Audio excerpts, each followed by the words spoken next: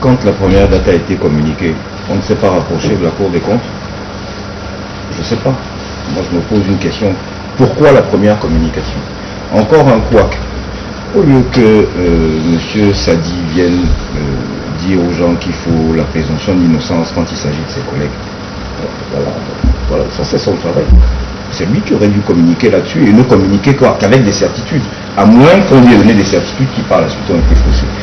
Non, ce que je veux dire plus sérieusement, je voudrais rappeler à mon compagnon, je ne sais pas si on vit dans le même pays, mais la confiance que nous avons en notre justice, je ne pense pas que la majorité des Camerounais a la même confiance. Et c'est bien pour ça que nous sommes donc en train d'en parler aujourd'hui. C'est le manque de confiance en notre justice qui suscite ce type de débat.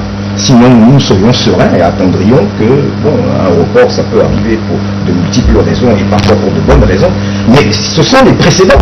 Ce sont les précédents fâcheux qui font que les Camerounais s'interrogent. Vous parlez de preuves à collecter. On a vu déjà là en prison ici, et c'est quand ils sont déjà en prison qu'on commence à chercher les preuves. C'est pas nouveau chez nous. C'est pas nouveau. C'est pas nouveau. Donc c'est une conjonction de coordination qui fait que nous en sommes à nous poser ces questions-là. Je trouve que, en fait, des débats comme cela, nous en avons depuis de nombreuses années. Je reviens à ce qu'a dit mon copain. Nous avons affaire à un parti-État, parce qu'il faut l'appeler comme ça, c'est les revers de la boulimie. Hein, se glorifier d'avoir eu 160 sur 180, ben il faut aussi accepter l'autre côté, c'est qu'à ce moment-là, on ne peut partager avec personne les responsabilités. C'est ça le problème. Alors, voilà un régime qui, depuis 40 ans, va de scandale en scandale. La réalité des faits, là, les Camerounais doivent le comprendre, ils sont essoufflés. Ils n'ont plus rien à nous apporter ni à nous proposer. C'est simple. Donc que chacun prenne ses responsabilités. Je veux dire, le citoyen lambda, là, je ne parle même plus pour une chapelle politique. Si vous êtes heureux de votre sort, de la vie que vous menez aujourd'hui au Cameroun, eh bien tant mieux, continuez de voter BIA et continuez de voter ADPC. Si ça n'est pas le cas, je pense qu'il y a une certaine offre politique quand même qui permette que sur 30 millions de Camerounais, il y en ait d'autres que ces quelques centaines qui passent leur temps à nous piller, à nous voler. Alors, mais vraiment trop, c'est trop. Alors, Valérie Mandingue, il y a certains acteurs qui pensent qu'il y a certainement de nouvelles révélations autour de ce rapport définitif, raison pour laquelle il vaut mieux soit le cacher, soit davantage ralentir sa publication. Tout d'abord, je voudrais indiquer une ou deux choses. Je vais répondre à votre question. Je pense que lorsque nous sommes invités sur un plateau d'un audimat aussi fort que votre émission, nous devons un temps soit peu apprendre à balayer devant nos cours. Je voudrais le dire ici et je le dis en regardant le représentant du MRC dans les yeux.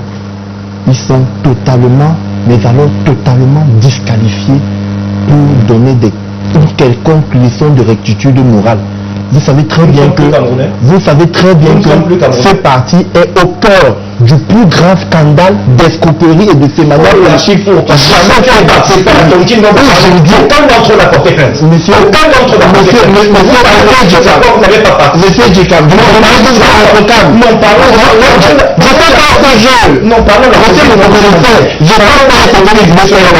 on peut rester à cette émission. Votre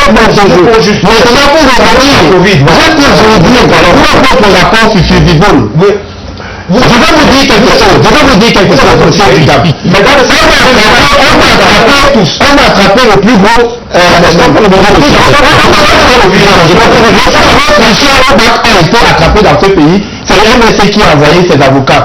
On a insulté le chef de l'État et l'ensemble de sa famille. Le MRC a envoyé des avocats. Donc, vous êtes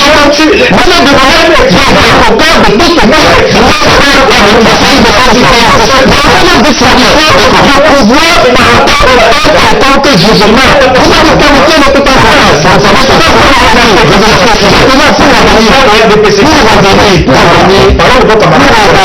pour revenir, c'est ça, c'est notre argent. C'est pas une affaire de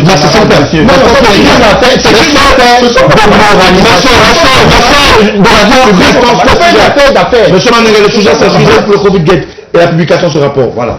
Dans son article 8, il dit ceci: les chefs de département ministériels concernés, les bénéficiaires des dotations visées à l'article 4 ci-dessous, responsables de leur gestion, produisent chaque trimestre, monsieur Dipomé, produisent chaque trimestre député un rapport RDPC à dénoncer. Je peux continuer. Ce n'est pas interdit dans un rapport. C'est l'activité qu'ils transmettent au ministère des Finances pour consolidation. Plus loin, on dit la Chambre des comptes assure un audit indépendant sur l'utilisation des ressources des fonds dont les résultats sont présentés au Parlement. Nous avons de bonnes lois. Notre pays ne souffre pas de